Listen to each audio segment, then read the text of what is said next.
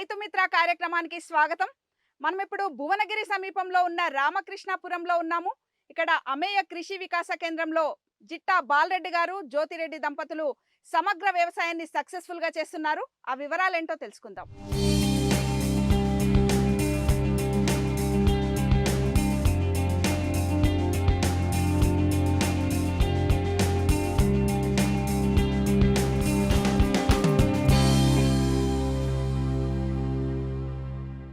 జ్యోతిరెడ్డి గారు నమస్కారం అండి. నమస్తే అండి. ఎంత పొలంలో ఎన్ని సంవత్సరాల నుండి ఈ సమగ్ర వ్యవసాయ విధానాలను అవలంబిస్తున్నారు? ఇప్పుడు 16 సంవత్సరాలు అయిందండి మేము మొత్తం స్టార్ట్ చేసి.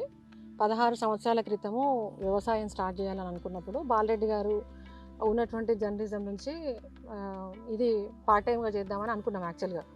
అయితే వ్యవసాయం స్టార్ట్ చేసినాము. వ్యవసాయంతో పాటు ఆయన జర్నలిజం చేసుకుంటూ నేను నాకున్నటువంటి బోటిక్ పనులు ఇవన్నీ చూసుకుంటూ కూడా దానికి అనుబంధంగా వ్యవసాయం స్టార్ట్ చేసినాము. కొన్నాళ్ళు పోయినాక అర్థమైంది ఏంటంటే వ్యవసాయం అనేది పార్ట్ టైం జాబ్గా పనికిరాదు, ఫుల్ టైం జాబ్ అయితేనే పనికి అవుతుందని దాన్ని ఇట్లా వచ్చేసినాము. ఇది మనకు మొత్తం ల్యాండ్ వచ్చేసి 6.5 acres. 6.5 acresలో మనము ఇంటిగ్రేటెడ్ ఫార్మింగ్ స్టార్ట్ చేసినామండి.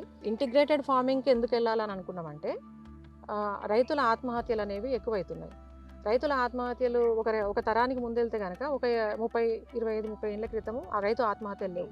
ఇప్పుడు ఎక్కడ చూసినా కూడా ఒక ఊరికి 2, 3, 10 మందో 50 మందో, అంటే పత్తి, మిరప ఇట్లాంటి పంటలు మోనో క్రాప్స్ పండించే వాళ్ళ దగ్గరనైతే 20, 30, 100 మంది రోజుకు అరగంటకు ఒక రైతు ఆత్మహత్య చేసుకుంటున్నాడు అని చెప్పేసి గవర్నమెంట్ లెక్కల ప్రకారం. అటువంటి అప్పుడు రైతే రాజు అన్నటువంటి సమాజం నుంచి రైతు ఆత్మహత్య ఎందుకు చేసుకుంటున్నాడు అని అది బాగా ఇబ్బంది పెట్టేది, మమ్మల్ని తీవ్రంగా కలిసివేసేది. ఎందుకు ఇన్ని రకాల బాధ అవుతుంది అని చెప్పేసి అట్లా చేసినప్పుడు ఇప్పుడు ఒక రైతు దగ్గరికి వెళ్ళి ఇట్లాంటి వ్యవసాయం మీరు చేయండి, ఇట్లయితే మీకు ఉపయోగపడుతుంది అని చెప్పేసి మనం అంటే ఎవరు వినే పరిస్థితులలో లేరు. ఎందుకంటే ఇప్పుడు ఉన్నటువంటి కండిషన్లలో రైతులు ఎవరు కూడా ప్రయోగాలు చేసేటటువంటి పరిస్థితులలో లేరు కాబట్టి దాన్ని మనము చేసి చూపించి ఇదిగో ఇట్లా చేయండి మీరు అంటే కొంత ఆలోచన వస్తుంది అనే ఉద్దేశం మీద అదేదో మనమే చేస్తే అయిపోతుంది కదా అని చెప్పేసి మేము వ్యవసాయం స్టార్ట్ చేస్తా అన్నప్పుడు కూడా మమ్మల్ని చాలా మంది తిట్టినారు. ఇంకా మా వ్యవసాయం స్టార్ట్ చేసిన తర్వాతనే నేను మా పొలంలో నేర్చుకున్నా. అట్లా అంటే పొలం నాటు పెట్టడము, గడ్డి తీయడము, ట్రాక్టర్ నడపడం దగ్గర వరకు ప్రతి ఒక్కటి. ఇప్పుడు నాట్లేసే మిషన్ వస్తే నాట్లేసేయడం కూడా నేర్చుకునేదాన్ని. అంటే మన ప్రతి ఒక్క పని మనకు తెలిసి ఉంటే మనం చేయించుకోవడం ఈజీ అవుతుంది అనే ఉద్దేశం మీద ప్రతి పనిని నేర్చుకున్నాం అనమాట. అంటే చిన్న పని పెద్ద పని అనేది ఏమి ఉండదండి. మన ఆలోచన విధానమే చిన్నదో పెద్దదో ఉంటుంది తప్ప పనిలో చిన్న పెద్ద పనులు ఏమి ఉండవు అనేది మా ఉద్దేశం. అట్లా ఫస్ట్ ఏం చేశారు? 6.5 acres ఉంది ఇక్కడ. ఫస్ట్ ప్యాడీ స్టార్ట్ చేసినాము, వరి వేసినాము. వరి వేసిన తర్వాత వరి అయితే కొంత ఈజీ క్రాప్ కదా, ఎవరు చేయాలనుకున్న వరి చేస్తున్నారు కాబట్టి మేము కూడా వరి చేస్తాం అనుకున్నాము. ఆ వరి వేసుకుంటా దాంట్లో వరి పెట్టుకుంటూ వచ్చేది. వరుసగా 3 పంటలు, 2 పంటలేమో నీళ్లు సరిపోక ఎండిపోయినాయి, ఒక పంటనేమో విపరీతమైన వర్షాల వల్ల మునిగిపోయింది. 3 పంటలు కంటిన్యూగా నష్టపోయినప్పుడు రైతులు వాస్తవంగా ఆత్మహత్య ఎందుకు చేసుకుంటారు అనేది అర్థమైంది అక్కడ. అంటే మనకు వేరే ఎర్నింగ్స్ ఉండి బయట నుంచి సంపాదన ఉండి ఆ డబ్బుల్ని తీసుకొచ్చి మనం అగ్రికల్చర్లో పెడుతుంటేనే ఆత్మహత్య చేసుకోవాలనే ఆలోచన బలంగా వచ్చిండే వాస్తవంగా చెప్పాలంటే. అంటే అటువంటి పరిస్థితులలో కేవలం వ్యవసాయం మీదనే ఉన్నటువంటి రైతు అంతకుమించి చేసే మార్గం కూడా ఏది లేదు. అటువంటప్పుడు వీళ్ళు మామూలుగా రైతులందరూ ఆధారపడేది 90% మార్కెట్ మీద, 90% మార్కెట్ మీద, 10% మన మీద డిపెండ్ అయి ఉంటున్నారు. అట్లా కాకుండా మనమే మన దగ్గర 90% మనమే, అంటే ఒక ట్రాక్టర్ కొనగలిగితే కొనుక్కోవాలి, లేదంటే ట్రాక్టర్కి పెట్టగలగాలి, మన విత్తనం మనమే పక్కన పెట్టుకోవాలి, మన ఎరువులు మనమే తయారు చేసుకోవాలి, మన పురుగు మందులు మనమే తయారు చేసుకోవాలి. అటువంటప్పుడు మనం మార్కెట్ మీద ఆధారపడేది తక్కువైతుంది అనేది చిన్న సూత్రం అక్కడ. ఇప్పుడు మనకి వెనకట వ్యవసాయానికి ఇప్పుడు జరిగిన తేడా అదే. అప్పుడేమో కుటుంబాలలో 10-15 మంది ఉంటుండే, జాయింట్ ఫ్యామిలీస్, వాళ్ళే వ్యవసాయం చేసేది, పక్కింటి వాళ్ళు వీళ్ళు వచ్చేవాళ్ళు, వ్యవసాయ కూలీల కొరత లేదు కాబట్టి వ్యవసాయం నడిచింది. అట్లా మేము స్టార్ట్ చేసినప్పుడు మేము వరి మీదనే పెట్టినాము. వరి మీద పెట్టినాక ఇప్పుడు 3 పంటలు నష్టపోయినామని చెప్పినా కదా, ఆ 3 పంటలు అయిపోయిన తర్వాత ఏం చేసినామంటే ఒక 1/4 ఎకరం కూడా కాదు, దాంట్లో టమాటా వేసినాము. టమాటా వేస్తే 2006 సంగతి నేను చెప్తున్నా, 2006-2007 సంగతి. అందులో 36 రూపాయలు టమాటా రేటు రైతుకు పడిందండి. అంటే మార్కెట్లో రేటు కాదు, రైతుకి ఒక 5-6 రూపాయలు 10 రూపాయలు తక్కువ ఉంటుంది. అట్లా 36 రూపాయలు మాకే పడింది. ఆ 36 రూపాయల రేటు పడడంతో మాకు ఆ పంట టమాటాలో వచ్చింది, ఈ 3 పంటల పెట్టుబడి లాక్కొచ్చింది. అంటే మనకు అక్కడ ఓపికతోనే మేము చూసినాం అంతే. ఆ 3 పంటల నష్టం ఏదైతే ఉందో ఆ 3 పంటల నష్టాన్ని లాభాలు కాదు పెట్టుబడిని తీసుకొచ్చింది మనకి ఇది. పెట్టుబడిని తీసుకొచ్చేటప్పుడు మాకు అర్థమైంది ఏంటంటే మోనోక్రాప్కి పోకూడదు ఎప్పుడు కూడా. అంటే మనకు ఆల్టర్నేట్ అనేది ప్రతి ఒక్క దానికి ఉండాలి. ఆల్టర్నేట్ ఉన్నప్పుడు దీంట్లో కాకుండా ఇంకో దాంట్లోనైనా వస్తుంది కదా అనే ఉద్దేశం మీద ఇంకా అప్పుడు ఏం చేసినామంటే మేము ఒక్కొక్క మడిలో కొన్ని పండ్ల మొక్కలు అంటే ఫస్ట్ మేము మా పిల్లలకి మాకు అంటే మనం బయట కెమికల్ ఫుడ్ని మనం అవాయిడ్ చేయాలనుకున్నప్పుడు ఏం చేయాలి అంటే మన పంటను మనం పండించుకోవాలి. మన పంటను మనం పండించుకోవాలనుకున్నప్పుడు ఫ్రూట్ క్రాప్స్ కొన్ని పెట్టుకుంటూ దాంట్లో మధ్యలో జాగా సరిపోకపోతే మనము కూరగాయ మొక్కలు పెట్టుకుందాం అనే ఆలోచనకు వచ్చినాము. ఇప్పుడు ఇంటిగ్రేటెడ్ ఫార్మింగ్ అంటే పశువులు, తర్వాత మేకలు, గొర్రెలు, కోళ్ళు, అట్లనే ఒక ఫామ్ పౌండ్ కూడా తవ్వినాం కాబట్టి అందులో కొన్ని చేపలు వేసినాము. ఈ 4తో పాటు పూల మొక్కలు, పండ్ల మొక్కలు, ఆకుకూరలు, తర్వాత కొన్ని దుంప జాతి మొక్కలు, మిక్స్డ్ క్రాప్ ఉంటే కనుక అప్పుడు మనమే మార్కెట్ పోవాల్సిన అవసరం లేదు, మార్కెటే మన దగ్గరకు వస్తుంది కదా అనే దాని మీద అట్లా స్టార్ట్ చేసుకుంటూ వచ్చినాం. అయితే దీంట్లో మొత్తం మీద కూడా మనం మొత్తం చేసింది న్యాచురల్ ఫార్మింగే. అంటే బయట నుంచి ఆర్గానిక్ ఫెర్టిలైజర్స్ అని అమ్మేవి కూడా మనం కొనలేదు. మనం ఏమైనా కానీ పంచగవ్య, గోకృపామృతము, తర్వాత పేడ ద్రావణం అనేది మన ఫార్ములేషన్ రీసెంట్గా మనం చేసినాము, మంచి రిజల్ట్స్ ఉన్నాయి. పేడ ద్రావణము, తర్వాత ఇదేమంటాము పురుగు మందులకు వచ్చేసరికి కషాయాలు కొన్ని, ఏది వేప, ఆముదాలు, కానుగలు, తర్వాత ఈ ఆవాలు, వీటిలో అన్నిటితో మనం కషాయాలు చేసుకుంటున్నాము. సీతాఫల గింజలు, ఆ కషాయాలతో పాటు పెస్ట్ మనము కంట్రోల్ చేయాలనుకున్నప్పుడు హోమియో మందులు, మనుషులకు వాడేటటువంటి హోమియో మందులు ఏవైతే ఉన్నాయో ఆ హోమియో మందులు వాడుకుంటూ ఇట్లా చేస్తున్నాం అనమాట. అంటే మనము ఈ 6.5 ఎకరాలలో మనం ఒక మోడల్ని క్రియేట్ చేసినాం. ఇప్పుడు క్రియేట్ చేసిన తర్వాత రైతులకు కొంతమంది భరోసా అంటే ధైర్యం అంటే ఇట్లా కూడా చేసుకోవచ్చు. ఇప్పుడు ఒక ఎకరమే ఉంది మన పొలం, ఒక ఎకరమే ఉన్నటువంటి రైతు ఇప్పుడు ఇట్లా పండ్ల మొక్కలు వేసుకోవచ్చండి. ఫస్ట్ పండ్ల మొక్కలు వేసినాము. పండ్ల మొక్కలు వేసిన తర్వాత డ్రిప్ పెట్టి కూరగాయలు అనుకుంటే ఇవి కూరగాయలండి. అయితే ఈ కూరగాయలు వేసినాము అంటే మనకి ఇప్పుడు ఈ మొక్కకు మనము 10 ఫీట్ల గ్యాప్ ఉంది. ఈ 10 ఫీట్ల గ్యాప్ లో మధ్యలో ఒక 2 లైన్లు తీసుకున్నాము. 2 లైన్లు తీసుకొని తీగజాతి పంటలు అయితే ఒకటే వరుస, నిలబడి కాసేటివి అంటే బెండ, చిక్కుడు ఇట్లాంటివి అయితే 2 లైన్లు, అట్లా 2 లైన్లు ఇలా కూరగాయ వేస్తున్నాము. ఇప్పుడు మనకి జామ పండ్లు వచ్చేటప్పుడు జామకాయలు వస్తాయి. తర్వాత జామకాయలు రాని సీజన్ లో కూడా మనకి ఈ పంట వెళ్తూనే ఉంటది. ఇది షార్ట్ డ్యూరేషనే కాబట్టి 2-3 నెలల్లో వీటి లైఫ్ అయిపోతుంది కూరగాయలది. ఆ తర్వాత మళ్ళీ మనం వేరే కూరగాయ ఈ కూరగాయల తర్వాత వేరే కూరగాయలు రెడీ చేస్తూనే ఉంటాం. ఇప్పుడు ఈ మొక్కలు ఉన్నాయి కండి, ఈ కూరగాయ మొక్కల్ని కూడా మనం ట్రేలలో పెంచినాం అక్కడ. అంటే డైరెక్ట్ తీసుకొచ్చి విత్తనమే పెట్టకుండా కూరగాయలని కూడా మనం ట్రేలలో పెంచుతున్నాం అనమాట. కాకర ఇది అంటే జనరల్ గా కాకర ఇప్పుడు ఈ స్థాయికి వచ్చేటప్పటికి మనం 1-2 సార్లు గడ్డి తీయాల్సిన పని ఉంటుంది. అక్కడ లేబర్ చార్జెస్. ఇక్కడ మనము ఇది ఎంత ప్లేస్ లో ఉన్నది, ఇక్కడ ఏమేమి పెట్టారు? ఇది మొత్తం కూడా ఒక 1/2 ఎకర్ వరకు ఉంటదండి. దీంట్లో జామ, నిమ్మ, బత్తాయి, తర్వాత బార్డర్లలో సపోటా వేసినాము. రెండో లైన్ కి అల్లనేరేడు వేసినాం మనం. ఫస్ట్ లైన్ ఏమో సపోటాను, తర్వాత బయోడీజిల్ ఉంటుంది. ఈ లైన్ ఏమో మొత్తం కూడా తాయి నేరేడు వేసినాం అనమాట.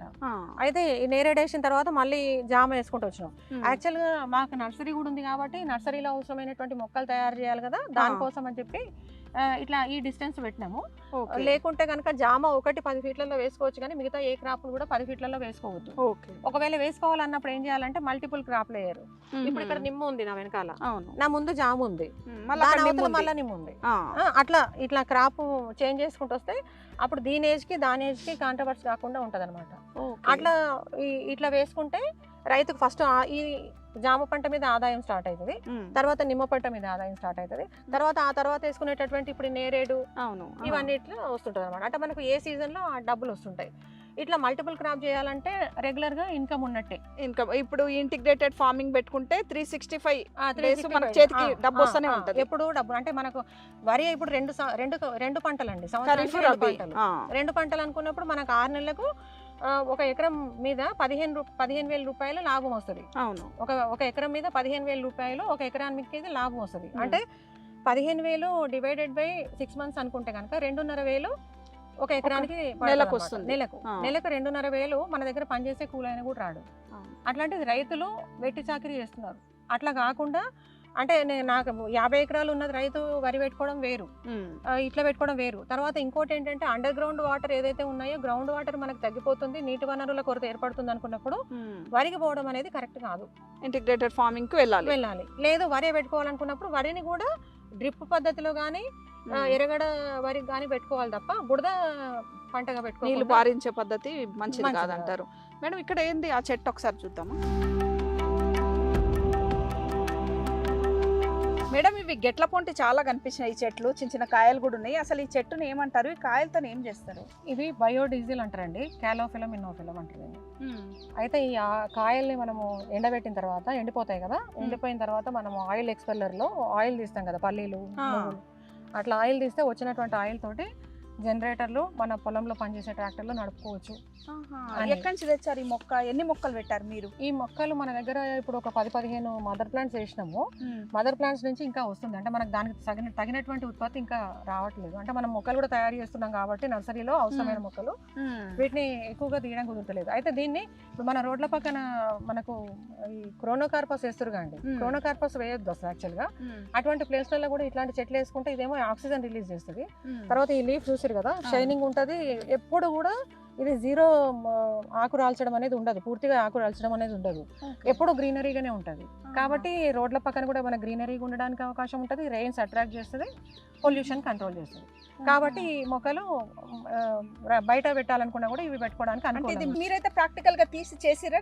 ఇంకా చేయలేండి, ఈ సంవత్సరం స్టార్ట్ చేయాలి. అంటే మనం గానుగ నూనెలు కూడా ఇంకా స్టార్ట్ చేయలేదు, ఆ మిషన్స్ తెచ్చేది ఉంది. అది తెచ్చినప్పుడు ఇది కూడా స్టార్ట్ చేద్దామని అనుకుంటున్నాను.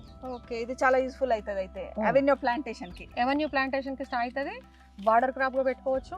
ఇట్లా ఇది బాగా చిక్కగా వస్తుంది మొక్క, కాబట్టి మనకు మెయిన్ క్రాప్ ఏదైతే ఉందో విండ్ బ్రేకర్ గా కూడా ఇది పనిచేస్తుంది. అంటే గాలి ఈదురు గాలులు వచ్చినప్పుడు చెట్లు విరిగి పడుతుంటాయి కదా, అట్లా కూడా ఇది కంట్రోల్ చేయడానికి ఛాన్స్ ఉంటుంది. తర్వాత ప్లెజెంట్ ఉంటుంది. ఇప్పుడు చూడండి ఎంత చల్లగా ఉంది ఇక్కడ. ఇక్కడ కూర్చొని కూడా ఇట్లా వ్యవసాయ పని చేసి వచ్చినా ఇక్కడ బస్ తీసుకుంటూ కూర్చోవచ్చు కూడా. అట్లా అన్ని రకాలుగా ఇది ఉపయోగపడుతుంది. కాబట్టి మనం మామూలుగా రోడ్ల పక్కన పెట్టే మొక్కలు కూడా ఇవి పెట్టుకుంటే బాగుంటుంది. ఇప్పుడు సీడ్ కి సంబంధించి మీరు ఎక్కడ మొక్కలు తయారు చేసుకొని ఇక్కడ పెట్టుకుంటారు? అయితే ఇప్పుడు జనరల్ గా ఇది మనము పుచ్చ మొక్కలండి. ఇప్పుడు మొక్కలు పెడుతున్నాం కదా, విత్తనం మొలకెత్తి ఈ స్థాయికి రావడానికి మనం ఈ లోపల ఒకసారి కలుపు తీయాలి ఖచ్చితంగా. అయితే ఆ కలుపు తీయాలంటే ఇప్పుడు ఈ మడికి ఎంత లేదన్నా కూడా ఒక 25 నుంచి 30 పూలు పడతాయి. అప్పుడు ఏం చేయాలంటే మనం ఇట్లా ఒక దగ్గర ట్రేలలో పెట్టుకొని విత్తనం పెట్టుకున్నాం అనుకోండి, ఈ విత్తనం పెరిగిన తర్వాత డైరెక్ట్ మనం దీన్ని డ్రిప్ లో పెట్టేస్తున్నాం. ఇక్కడ డ్రిప్ వేసినాం కదా, ఈ డ్రిప్ పైప్ దగ్గర మనం గుంత తీసి దాంట్లో కొంచెం అవసరానికి మేరకు ఎరువు వేసుకొని కలిపి పెట్టేస్తున్నాము. దీని వల్ల ఏమవుతుందంటే ఇట్లా మనకు టైం కలిసి వస్తుంది. తర్వాత ఒక లేబర్ ఛార్జ్ తగ్గినట్టే పోగుంటలు అంటాం. అంటే విత్తనం పెడతాము, విత్తనం పెట్టిన తర్వాత ఎక్కడైనా ఫెయిల్యూర్ అయిన విత్తనాన్ని మళ్ళీ పెడతాం. అట్లా ఉండకుండా ఇక మనం మొక్కలే పెట్టుకుంటూ పోతాం, డైరెక్ట్ మొక్కలే పెట్టుకుంటూ పోతాం. కాబట్టి మనకు టైం కలిసి వస్తుంది, వేస్టేజ్ అనేది ఉండదు, రెండోసారి చేసుకునే పని ఉండదు. అయితే ఈ పని ఇప్పుడు మనకు పత్తి పెడుతున్నారు కండి రైతులు, పత్తి పెట్టేటటువంటి రైతులు కూడా ఇట్లా చేసుకుంటే బెటర్ అండి. ఎందుకంటే వర్షాకాలంలో ఇప్పుడు మనకు ఏ కార్తెలే కూడా వర్షాలు పడతలేవు. ఇంతకుముందు మనం రోహిణిలో విత్తనం వేస్తాము, కార్తెలు చూసుకుంటూ వచ్చేది. ఇప్పుడు కార్తెలు పోతున్నాయి, కరువులు వస్తున్నాయి, కార్తెలు ఏది కాలాలు లేవు. అటువంటి టైంలో ఏంటంటే మనం విత్తనాలు కనుక ఇట్లా పెట్టుకుంటే అందరికి ట్రేలు అందుబాటులో ఉండకపోవచ్చు. అటువంటి అప్పుడు మనము డిస్పోజబుల్స్ గ్లాసెస్ దొరుకుతున్నాయి కదా, గ్లాసెస్ లో అయినా ఇంట్లోనైనా కొంచెం కింద రంధ్రం పెట్టేసి మనకు అందుబాటులో ఉన్నటువంటి ఎరువు.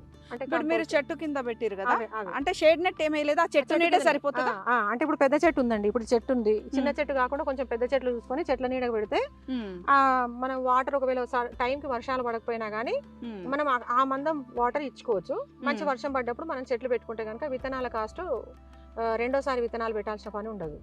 మళ్ళీ లేదు అనుకుంటే పత్తి రైతులు ఇంకో పని కూడా చేయొచ్చండి. పత్తి విత్తనం పెట్టేటప్పుడు పత్తి విత్తనంతో పాటు ఒక 2-3 పెసర విత్తనాలు కూడా కలిపి పెట్టేస్తే వర్షం మనకు నేల పక్కు కడుతుంది కదా, ఈ పెసర విత్తనం అనేది తొలుచుకొని పైకి వచ్చేస్తుంది. అది మనకి దానికి రూట్ ఈజీ చేస్తుంది కాబట్టి పత్తి విత్తనం అనేది వేస్ట్ కాకుండా ఉంటుంది. అట్లా ఈ చిన్న చిన్న టెక్నిక్స్ అండి, ప్రాక్టికల్ గా వచ్చేదే తప్ప ఇది ఎక్కడ పుస్తకాలలో ఉండదు, ఏది ఉండదు. ఇప్పుడు 2 సార్లు విత్తనం కొనుక్కోవడం అంటే మామూలు విషయం కాదు, చాలా ఖర్చుతో కూడుకున్నది. వెనకటనేమో మన విత్తనాలు మనం తయారు చేసుకునేది, విత్తనాల సంచులు ఉండేది, విత్తనాల కుండలు ఉండేది, విత్తనాలు గాదెలలో పెండ పెట్టి అలికి అట్లా వేసేటోళ్ళు.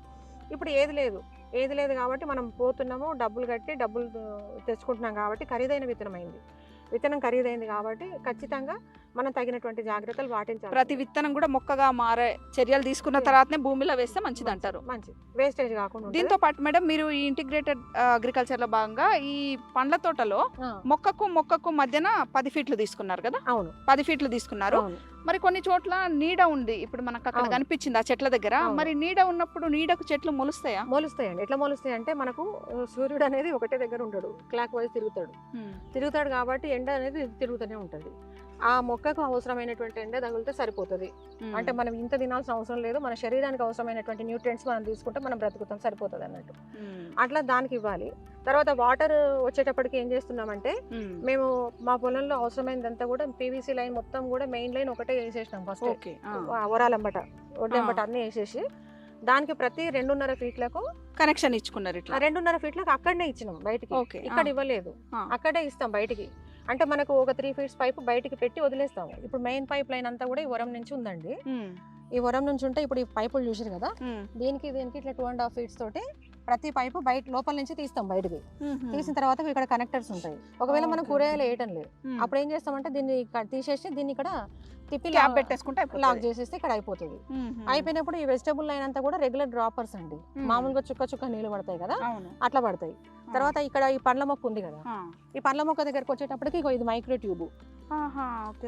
ఇట్లా మైక్రో ట్యూబ్ అంటే ఇట్లా సన్నగా తీగలాగా ఉంటది, ఇది మైక్రో ట్యూబ్ అంటారు. ఇది ఒకవేళ మనకు జామ్ అయినా కూడా ఇది లాగేసుకొని కొంచెం ఇట్లా ఒక దెబ్బ కొట్టేసి పెట్టేస్తే ఇది క్లియర్ అయిపోతుంది.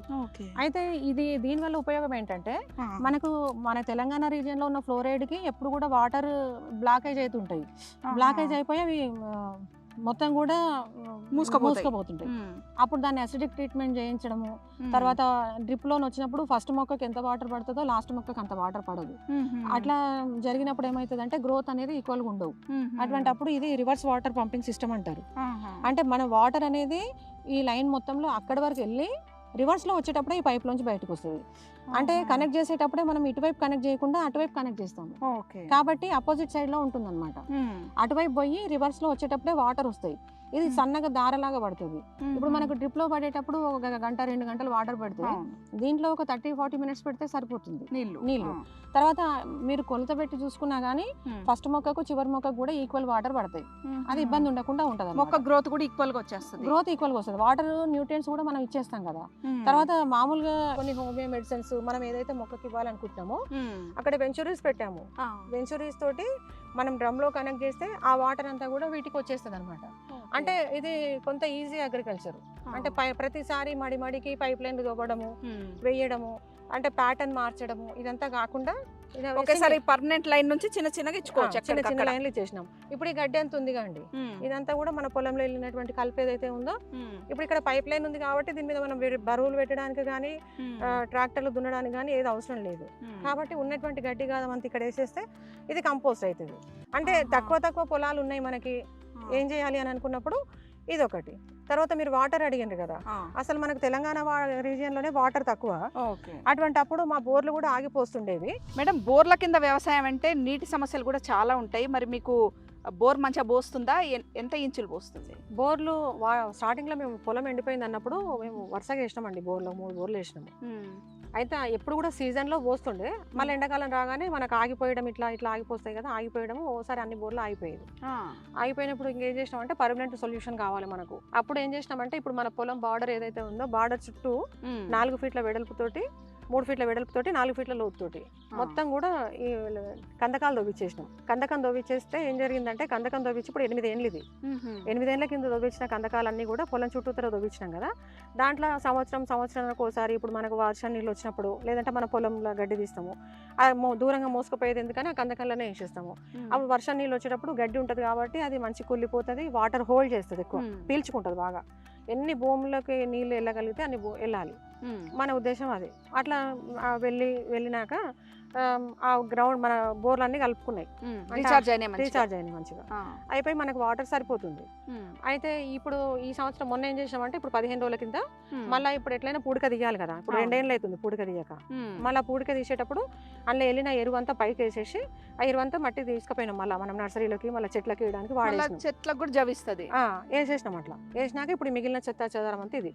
ఇప్పుడు దీన్ని ఏం చేస్తామంటే మళ్ళీ కొంత చాప్ చేసి అలా మళ్ళీ గుంతలు పడేస్తారు, గుంతలలో వేసేస్తాం. మళ్ళీ ఒక సంవత్సరానికి ఎరువైపోతుంది. అయితే ఈసారి ఏం చేసినామంటే కొత్తది ఇట్లా మొక్కలు కనబడుతున్నాయి కదా, ఈ బార్డర్ లో కూడా మొత్తం కందకాలలాగా అవి మొత్తం పూడిక తీయకుండా కొంత దిమ్మల్లాగా వదిలిపెట్టేసి దీంట్లో మహాగని ప్లాంట్స్ పెట్టినాం మొత్తం పొలం చుట్టూ మీకు కనబడుతున్నాయి కదా. ఇవన్నీ కూడా మహాగని స్ట్రైట్గా పోతుంది, అది ఇబ్బంది కాదు.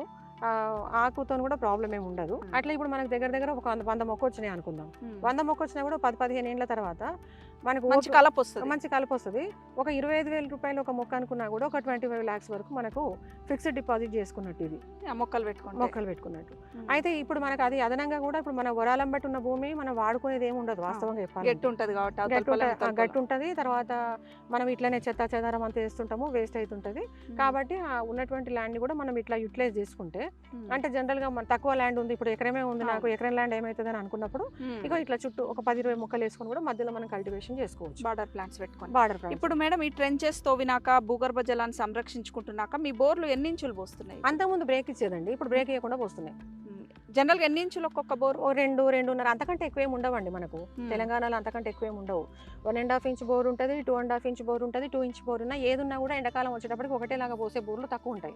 మీకు ఇక్కడైతే నీళ్ళ ప్రాబ్లం లేదు? మాకైతే ఇప్పటి వరకు మేము ఇది పెట్టిన తర్వాత నుంచి ఈ నీటి ఇబ్బంది రాలే. మేము అంటే మాకని కాదు, ప్రతి రైతుకు చెప్తూనే ఉంటాం అనమాట.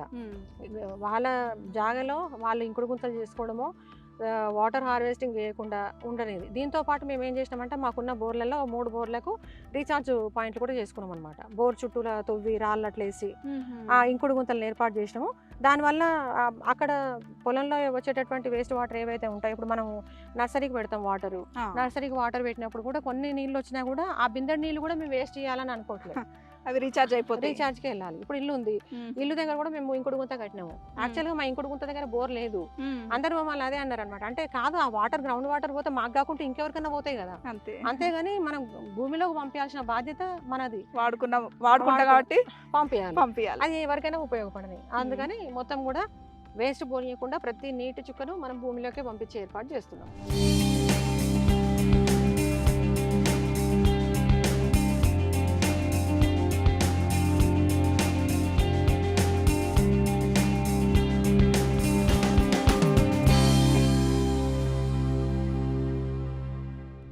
రైతులు ఎవరైనా కొంచెం శ్రద్ధ పెట్టి ఓపికతో సమగ్ర వ్యవసాయం చేసుకున్నట్లయితే వారి ఆరోగ్యాలు మెరుగుపడడమే కాకుండా ఏడాది పొడవునా ఆదాయం సైతం పొందే అవకాశం ఉందని జ్యోతిరెడ్డి గారు చెప్తున్నారు. ఇది ఈనాటి అంశం.